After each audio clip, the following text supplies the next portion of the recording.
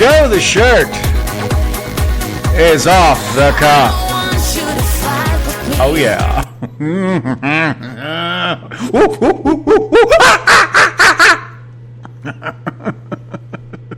Little homage to the title of today's show, Planet of the Apes, which I'll be getting into a little bit later. That's burying the lead yet again. I will be getting into it. It's something I wanted to cover yesterday because I was doing all those stories about animals yesterday.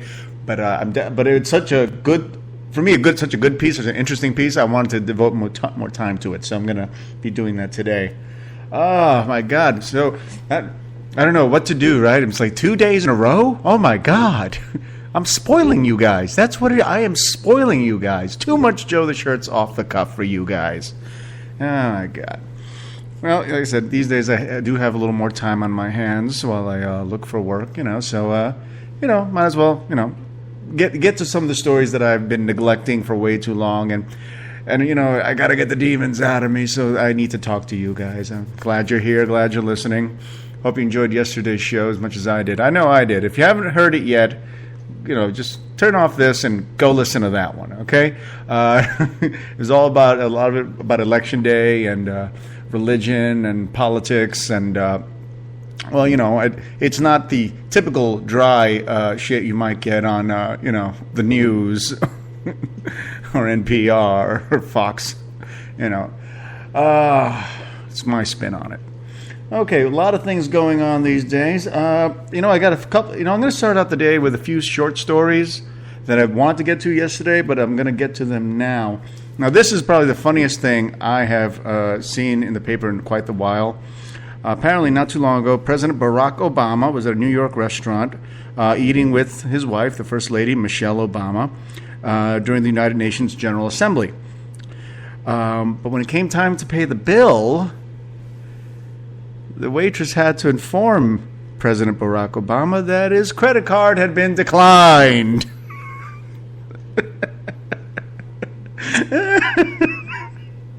Oh, that's too good. Fortunately, Michelle, Madam President, the First Lady, had her credit card with her, and she was able to pay. According to the president, there was no such problem as identity theft or anything like that. I don't know who'd be dumb enough to steal the president's identity. Apparently, he hadn't used the card in so long that the credit card company had just canceled it, figuring, it was a dead card. Though you got to wonder, do you think, what if Michelle didn't have her card with her? Do you think maybe the restaurant would have comped him, or maybe, I don't know, like, taking him on his word, can you imagine you're the president? It's like, oh my God, I don't have another card on me, don't have any cash on me. Hey, look, I'm good for it, okay? I live over at 1600 Pennsylvania in Washington D.C. Look, I'll just go there and I'll send you the money. I'll even add extra. It's like, no. Okay. All you black folk always trying to get away with not paying for shit. You go wash dishes, motherfucker. I would love to see that one. Would never happen, but I'd love to see it. For those of you who live in California, big bill was signed a couple of months ago, actually. This is an old story, but I wanted to make sure I got it out to you guys. Coming in 2015, employers in California will be required to give part and full-time workers, that is part-time and full-time workers, at least 3 days of paid sick leave each year under a new state mandate that takes effect this July, actually, 2015. This gives workers paid sick leave at a rate of 1 hour for every 30 hours and would let them begin using the accrued time after 90 days of employment. The hours could also be used for time to take care of a sick family member. So that's something for you guys out there, the working stiffs out there. That's something for you guys that here in California, you should know that, okay? Then so kind of come July, this program starts, and 90 days after that, if you're still working with that particular company that you're with, when you get sick, you get sick time, all right? And the nice thing about getting sick time is that when you get sick time, if you're like a part-time employee or a full-time employee, you get paid for the number of hours that you would normally work at a maximum level. Like say you normally work, 6 to 8 hours a shift. You take a paid sick day off, they typically will give you the full 8 hours. Now that may differ from place to place. I'm not exactly sure how it works for everybody. But for those of you out there that work at McDonald's, that work at movie theaters, that work at gas stations and car washes or any other, or you're a waiter or waitress or cook or something, next time you get sick, come after this July, your employers will be required to pay for at least 3 paid sick days per year. So that you get a cold, you catch a little bit of a flu, maybe one of your kids is sick, you can take that time off and not lose the hourly for that day. That's a big deal. I'm very happy about that. Other news concerning the South California area: an LA officer accused of beating a man. Security videos show a restrained suspect being kicked in the head. You know what? There's more to this story, but I don't care. I'm sorry, this happens so often. It's gotten to the point where it's not even news anymore. It's like well, today some guy got beaten by the cops. So today I was breathing. So what? It happens every day. It's not a story anymore. All the way from England, a British man has sued the European Court of Human Rights. Has sued the government, saying that it is a basic human right that is being violated of his, that he has the right to be naked. That's right. A British man who spurns clothes has lost a legal bid to have public nudity declared a human right. The European Court of Human Rights and Stephen Goh's rights were not violated by repeated arrests and convictions for being naked in public, and that his legal woes were the result of conduct that could be alarmingly and morally otherwise offensive. Goh, 55 years old, has twice walked the length of Britain with frequent interruptions for arrest, court appearances, and jail time. He called the ruling disappointing, adding, "I have no choice but to continue." So he's going to keep on walking around naked. Good for you. No, I got to tell you this. I wouldn't want to see the average 55-year-old British man naked. I got to tell you, I'm not in the mood for that. In consumer news, some good news. It's a dubious form of good news, actually. For the first time in almost 4 years, U.S. drivers are paying less than $3 a gallon at the pump. U.S. retail gasoline prices were expected to average less than $3 as of last Friday. Now, that's across the United States. That's the average is under $3. Here in Los Angeles, I'm still paying $3.27 a gallon. Now, what's really sad to me is that how happy we get when the pump goes under $3. We're like, oh God, it's less than $3. And I'm like, you know what? About 12 years ago, it was 99 cents. Don't be so fucking happy. Still too damn high. Have you ever found something odd in your car, something you didn't know, didn't recognize, don't know where it came from? Maybe, you're a woman, you borrow your husband's car and you find a strange set of panties in the car. Maybe you open up your trunk and realize, oh wow, so that's where that carton of milk disappeared to. Okay. A Riverside woman, this was a couple of months ago, it's an old story.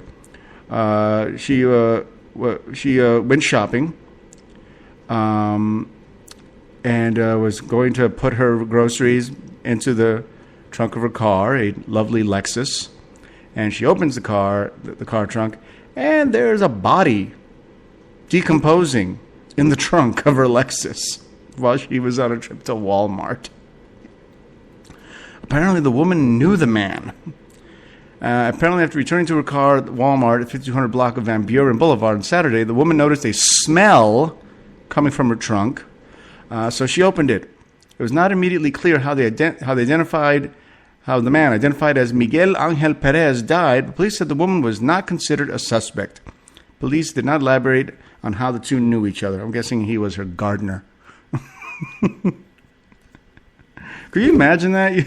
You go on a trip to Walmart, got to pick up some batteries, some toilet paper, and this is in the summer here in Los Angeles. This is when that happened. This was in the summer, I think. Late summer. It was very, very late summer, maybe early fall. And could you imagine? It's like, my trunk smells funny. What's in that? Oh, look, it's Miguel. Miguel, are you okay, Miguel? A couple are in trouble, apparently. One, Stephen Howells II, 39 years old, and Nicole Vasey, 25, are accused of enticing and coercing children to engage in sexual conduct and making a video of it. Now, again, not news in and of itself. Let's face facts. This shit happens all the time. What made this story interesting to me is that the girls that they got and they coerced and enticed and engaged in sexual conduct were Amish.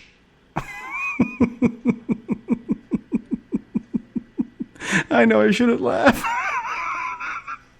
but I do. Just regular girls aren't good enough anymore. Catholic girls, Protestant girls, Jewish girls.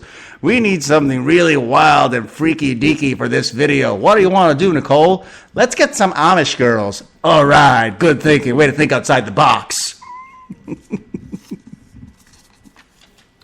Good Lord. More news out here in Los Angeles. One of the biggest areas of contention in the United States right now is, of course, healthcare, and basically who pays for it. Because you got the Affordable Care Act, also known as Obamacare by its critics. Excuse me. Is being imposed not just on the individual, but also on businesses, corporations, including restaurants. And something that restaurants have been started doing recently, there's at least a dozen restaurants here in Los Angeles, mostly high-end restaurants, that are imposing a 3% healthcare fee on your bill. Okay, you just think about that for a second. Okay, you go to a nice restaurant, you drop $200 or $300, right? Okay. If your waiter or server, did a good job, you want to drop 15% on them, right? So if it's $300, you're dropping a $45 tip on this person minimum. 15% tends to be the minimum. Some people might want to drop 20%. Give them a full $60. All right, good for you, right? And of course, you always have your taxes. Whether or not you had to pay to go in for a show, maybe you had to pay for parking or valet. But now, along with your bill, just the food bill and the tip that you're paying, they are putting on a 3% surcharge to cover their employees' medical insurance, so everybody gets health insurance. Now I'm all for the Affordable Health Care Act. I'm a beneficiary of it. I'll talk about that later. But but I knew that sooner or later, we're going to pay for it somehow or another. Everybody's going to pay for this one way or another, and I'm not opposed to this. But because the truth of the matter is, big businesses, small businesses find ways to confer their cost onto us as consumers. It happens all the time. All right, like me and the girlfriend, we were in Las Vegas about a month and a half ago, and and we got our rooms for free. 2 rooms. We got a room for 2 nights for free. Average cost of the room was between $250 and $500 a night, but we got the rooms for free. But then they added on a resort fee of about $25 a day. I'm like, what the fuck is a resort fee? Well, that covers lighting. That covers, your internet. That covers, what it used to be, if you wanted internet, you'd have to pay extra for it, but then you opted for it. Now they include it for free, but they charge you a resort fee. All right, so this is really not a shocker for me, this whole healthcare fee. In any case, it is time for a break, and when we come back, we'll be talking about chimps. Today's music is brought to you by Jay Zohar. First song was I Don't Want To. Next song is called You. I'm Joe the Shirt. I'm off the cuff, and I'll be right back.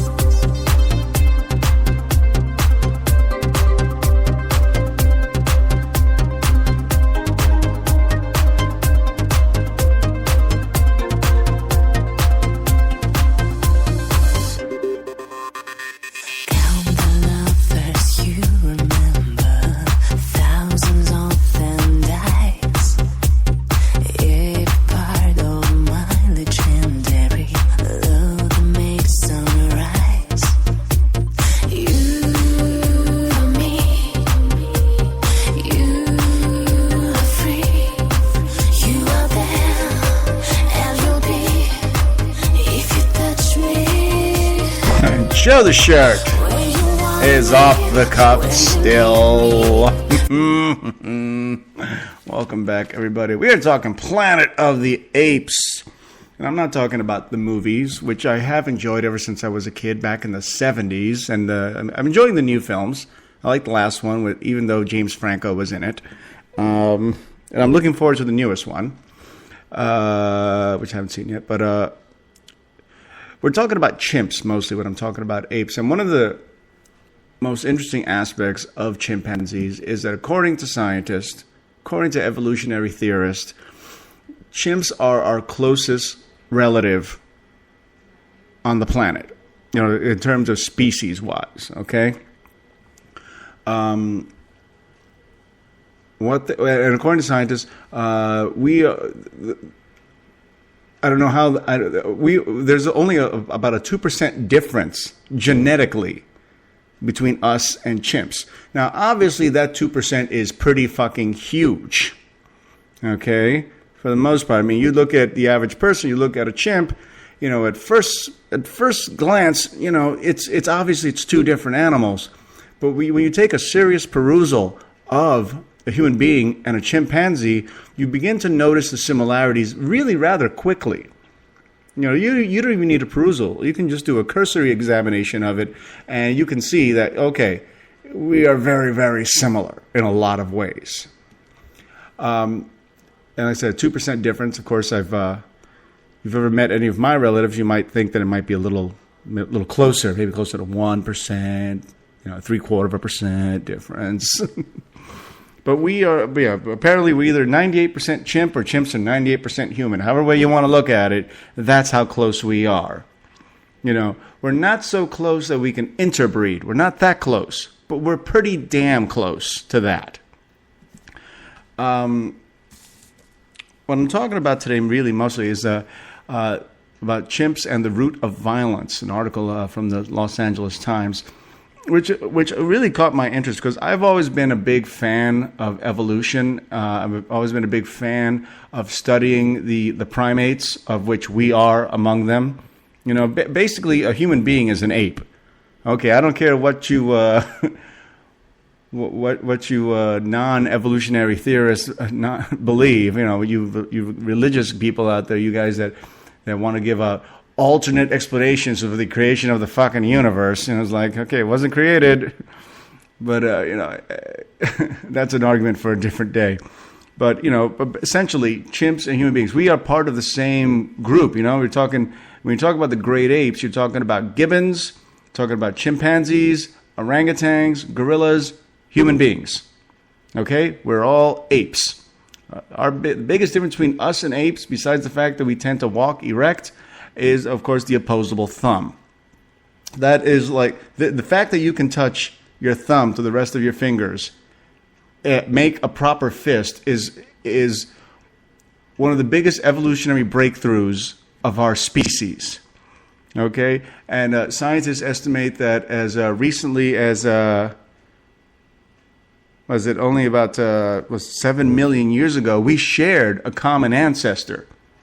And then we broke off from there.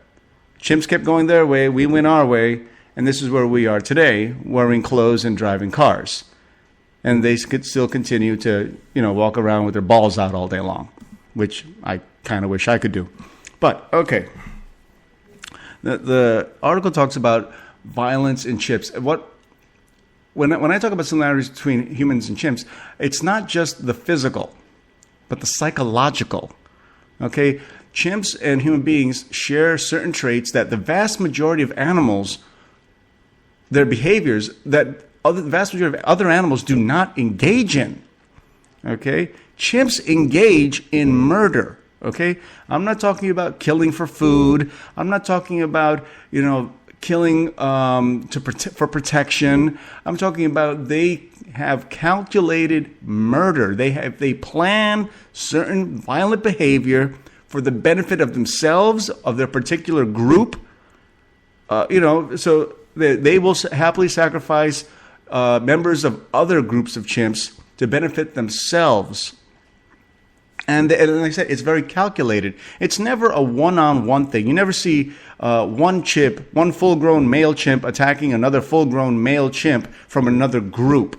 It's usually a minimum, according to this article, a minimum of 5 chimps ganging up on one chimp from another group. And in one case that's illustrated here, they talk about how there was a group of 32 different chimps attacking one chimp from another group. They kicked his ass. They killed it, dead. And we're talking, they kicked it, they beat it with sticks, they hit it with their hands, with their fists, and they bit them, attacking the face, biting off the face, biting the fingers, and especially biting off the genitals is very popular among chimps. Okay? So when it happens, it is a brutal, filthy, nasty, ugly thing. And at first it was thought that maybe the chimps were being stressed out by human encroachment.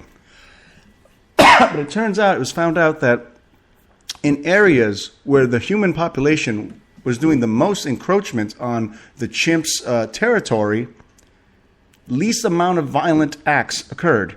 And the reason for this, I speculate, and I've seen this before, is the chimps don't engage in violent behavior against each other because they don't have to compete.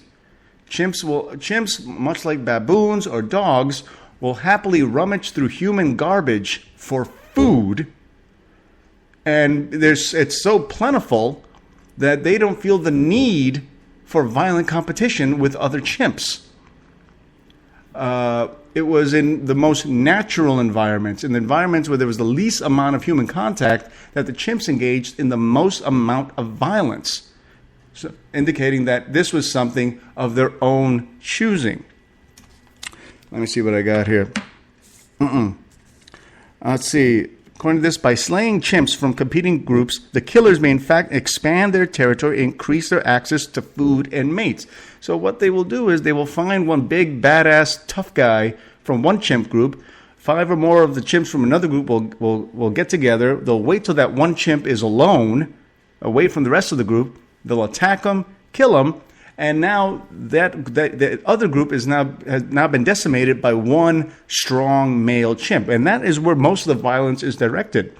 It's usually against males, because part of what the male chimps of the other group are trying to do is kill the males from the secondary group and then take their females and mate with them.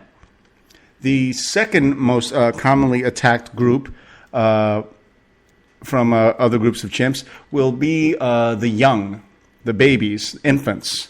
Very, very common. This is behavior that's seen in lions as well. When a male lion decides that he wants to take over the pride of another male lion, he'll go in there, he'll fight the resident male lion, chase him off, and then after he's gone, he will go and find all of the young cubs that were fathered by the original male lion and kill them all. And that causes the females of the pride to go into heat, and thus he can mate with them. And very similar thinking going on amongst the chimps. They have a purpose for this. It's not just random acts of violence. They have a purpose. It is murder. It is war in a lot of ways. According to this, they examined 152 cases of lethal aggression amongst non-captive chimpanzees and concluded that humans had little to do with sparking the mayhem. The authors noted that among other findings that the most chimp-on-chimp violence occurred at a site that was relatively undisturbed by humans, Uganda's Kibale National Park, with little to no violence occurred at a site in Guinea that is heavily impacted by humans. It's referring to what I was talking about before. According to this, killing is a means to eliminate rivals when the cost of killing is low, meaning they have a numbers advantage. And because chimpanzees are so closely related to us genetically, it kind of makes sense that in a lot of ways we would be closely related psychologically. Okay, this relates into a human pattern of aggression, of war, of violence, murder even. I mean, murder, typically speaking, murder comes with a purpose. And that is what these guys are going here. According to this, male chimpanzees killed more often than females and killed mainly male victims, according to the study. Attackers most frequently killed unweaned infants. Victims were mostly members of other communities and thus unlikely to be close kin. And killings typically occurred when attackers had an overwhelming advantage. And among the chimps, there's one particular chimp that actually stands out. His name is Frodo. Frodo is a very, very famous chimp in the chimp community, especially among scientists. Frodo had a long list of violent deeds, including beating primatologist Jane Goodall. Look at that. Jane Goodall. You're never going to find another human being on this planet that sympathizes more with chimps than Jane Goodall, and she still had her ass kicked by this chimp. Also, this same chimp, Frodo, seized and killed a human infant, impregnated his own mother, attacked filmmakers and researchers, and assaulted Far Side cartoonist Gary Larson, as well as slaying many, many, many, many monkeys. But, he ended up a victim of his own attitude. He was found dead in November 2013, so just last year. Necropsy concluded that he had died from an apparent bite. Are you ready? Can you guess? To his genitals. That is correct. He died from a bite to his genitals. Told you it was more common than you might think. But, like I said, for me, this just highlights just how incredibly similar we are to chimps and how we are to apes. So we're animals. I don't care what anybody says. That, no matter what it comes down to, we are animals. Are we animals with an exceptionally large brain compared to other animals? Well, yeah, sure. But despite our large brain, our large frontal lobe being the most important part of the advancement of our species on this planet, is the fact that, we still have these other primitive parts to us. We have parts of our brain that, that control the fight or flight instinct.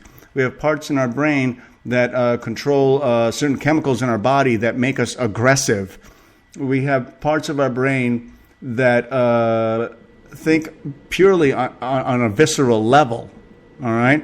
We have, no matter what anybody says, we still have primitive parts of our brain that still work and, drove a lot of what we do into the modern era.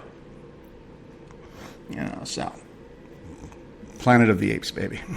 And it's time for a break and some other kind of news later, all right? This is more music by Jay Zohar, their song The Stranger, or Stranger.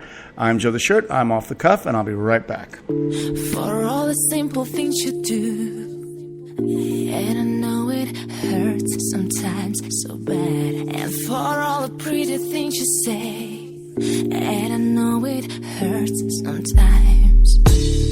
You knew it, I knew it. You packed your bags and then you closed that door. You cheated all the time on me. You kept your life away from me. You swept away your trace from here. My mama told me no. How could I give my heart to the man like you? Yeah, the money's almost gone. I have to leave my home. I have to leave my home. There is a stranger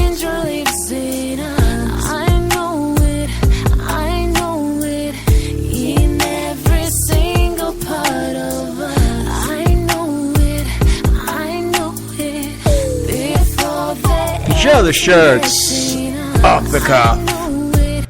I don't know if you're enjoying the music. I know for the most part I'm not. But it's free and it's available to me, so I can't put on the same music every day. You know, I give everybody a chance sooner or later. We've all heard about the famous Panama Canal. It's been open and operating for about 100 years now. Okay, but are you ready for the Nicaragua Canal? Huh? Are you ready for it? We're talking about they are planning to bisect the entire country of Nicaragua from the Pacific Ocean to the Caribbean Sea. From from Brito, Nicaragua, all the way to Bluefields, Nicaragua. We're talking about a canal roughly 4 to 5 times longer than the Panama Canal. What I thought was interesting about this was that besides the fact that its estimated cost is $50 billion, the entire thing is being financed by a Chinese company. That's right, the Chinese have decided, you know what, we're sick and tired of paying, fees for the Panama Canal. We're going to make our own fucking canal in Nicaragua. I foresee a lot of displaced Nicaraguans. In the short term, they'll enjoy the work, digging a gigantic hole through their country. But after that, one wonders, okay? One really wonders about the wisdom of bisecting an entire country like that. And it's not like, Nicaragua is a pretty wide country. What the section they're going on is probably the thinnest section they could find that, is viable for this particular project. But still, it's a big-ass project. We'll have two canals now. I hadn't realized that the Panama Canal was just not servicing enough tankers. I did not know. Okay, who likes to party? I know I like to party. I love a good party. I love to have a good time. And which brings us to our attention to party buses. Now, just here in California, party buses have just jumped in the last 5 years. The number of party buses have just skyrocketed by a good 50%. 5 years ago, there were only about 6,000 party buses in California. Now there are 9,000. And it's a fun thing. I've seen the party buses going through LA a bunch of times, and also in Las Vegas. I've seen party buses there, and it looks like fun. It's usually a double-decker style bus, a lot of times with the roof cut off, so that people can have that outdoor easy breezy experience. And and people get on the bus. They pay whatever it is. They rent the bus, and them and a bunch of their friends, maybe they're having a birthday party. They get on the bus and they party. They go, woohoo! I'm partying, getting drunk while driving, or at least somebody else is. Now, I find that interesting, because if you're driving your car and there's a passenger in the back seat having a beer, there's a good chance you're going to get in trouble. But if you're on a party bus, apparently, you can drink as much as you want. I'm not sure about the legalities of this. I don't know. There are no set rules for this, but that's neither here nor there. It sounds like a gang of fun. I've seen people doing it. It looks like a gang of fun. I'd like to do it myself someday. Followed the very next day by the hangover bus, which is something I talked about I think last year. There are buses all over Las Vegas that starting as early as like 4 or 6 in the morning. They travel around the city, or you can call them, and they will come pick you up and treat you for your hangover, or basically binge drinking, and they will give you an IV. They have like a nurse on the bus, and they give you an IV of vitamins and fluids and rehydrate you. And I'm telling you now, speaking as somebody that's had a hangover and gotten IV fluids, it is the best cure for hangover ever. Best cure possibly ever. But with the party buses, that's where you start the problem. Now, I've no opposition to party buses, no opposition to drinking and having a good time. But there have been some deaths. As far as we know, there have been 20 party bus related deaths in the last several years, which you consider of it is really not that many. You got 9,000 buses just here in California alone, but then you got the entire United States, 20 deaths. That ain't shit. But what is shit is how these deaths are occurring.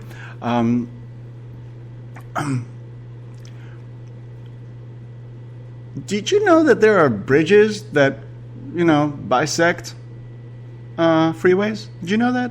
There are bridges. You ever drive down the freeway and you go underneath a bridge? You ever see that? You've done that, right? Well, you know what? Apparently some of the party goers are not seeing the bridge. They're just not seeing it.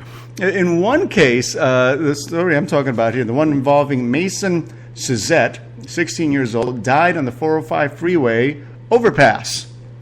Him and his buddies were all hanging out going, woo! They were having a good time. And anytime they were going underneath a bridge or an overpass of some sort, they would all have to duck. And I'm like thinking to myself, well, maybe you should all just stay sat. Maybe you should just stay sitting down. Or maybe go downstairs and stand and party up there. But while you're on the freeway, actually, what was the bus doing on the freeway anyway? Why would you take your party on the freeway? If you're going to party, you want to drive through Los Angeles, Hollywood, West Hollywood. You want to go to Santa Monica. You want to stay on the surface streets, man, so everybody can see that you're partying and they're not. Why the fuck would you go on the freeway? In one particularly gruesome case, and actually, by the Mason Suzette here, did die. He was on the party bus. Him and his friends were ducking, anytime, the overpass came by. And one time he didn't make it, and he died. He got hit. In one particularly gruesome episode, there was a portal in the roof, on the ceiling of the bus, which, went to the roof. And this kid decides, I want to see what's outside. So he stands up on a chair, pokes his head out, and is decapitated. His body then falls back into the bus, splurting blood all over the place. Makes you wonder if they were able to get the deposit back from the bus agency. What do you think? Could you imagine? You're on a bus, you're partying, everybody's having a good time, like, woohoo! And then all of a sudden, some guy doesn't have a head anymore. And yes, I am making fun of it. Fuck them.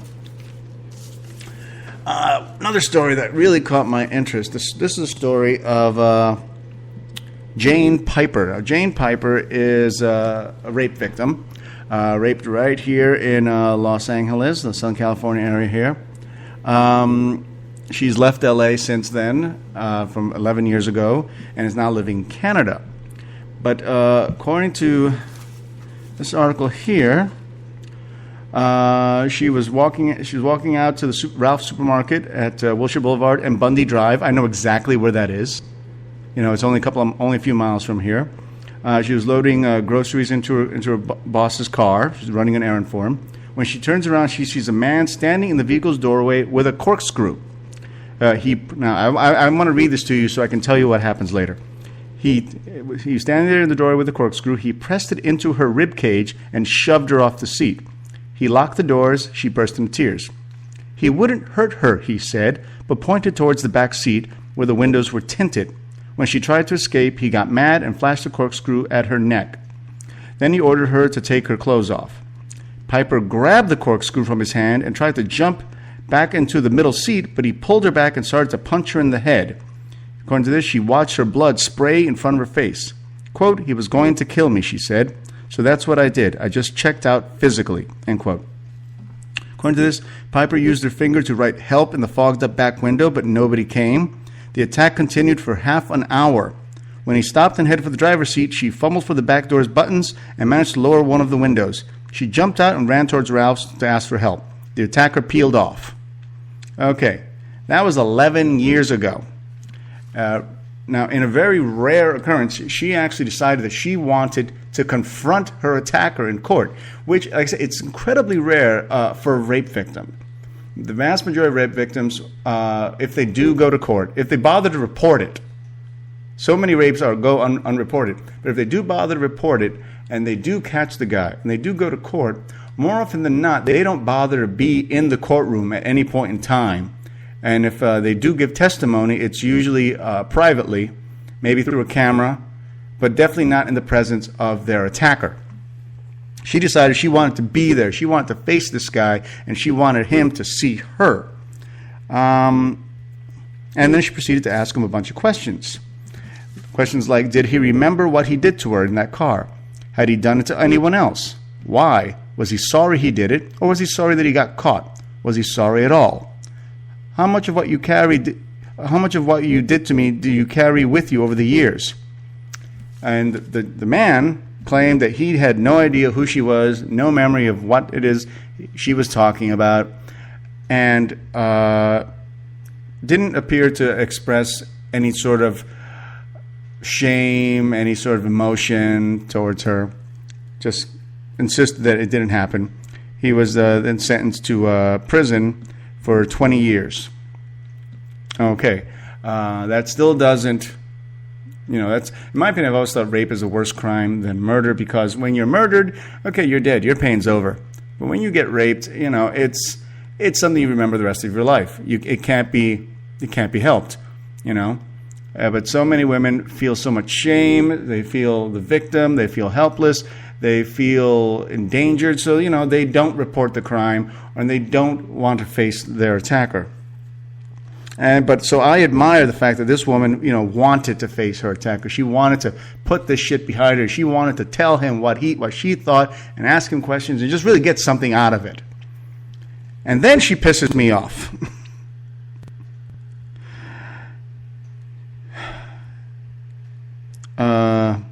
Three simple words.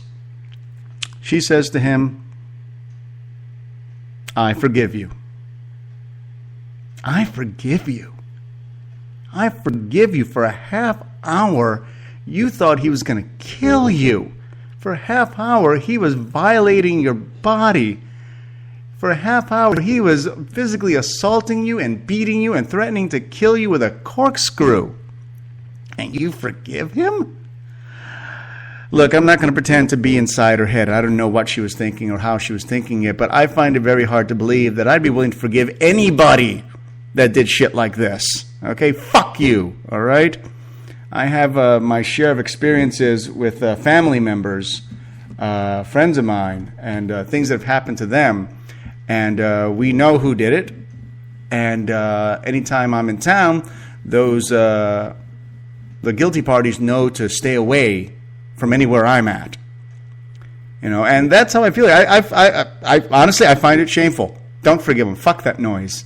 Not everybody is worthy of forgiveness. Not everybody is worthy of redemption. Fuck that noise.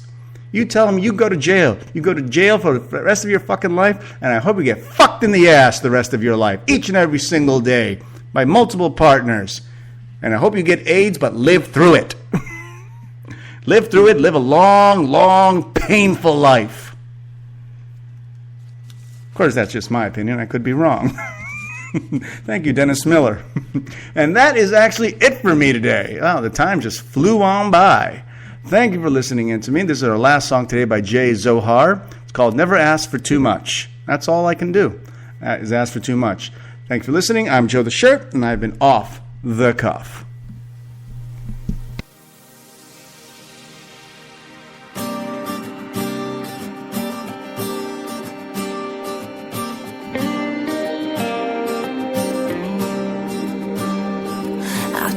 Make it good, I'm trying to make it right. You always stop that wrong, you make me feel so high. My friends say I am blind, they say my love is kind, they just don't understand. Outside it rains okay.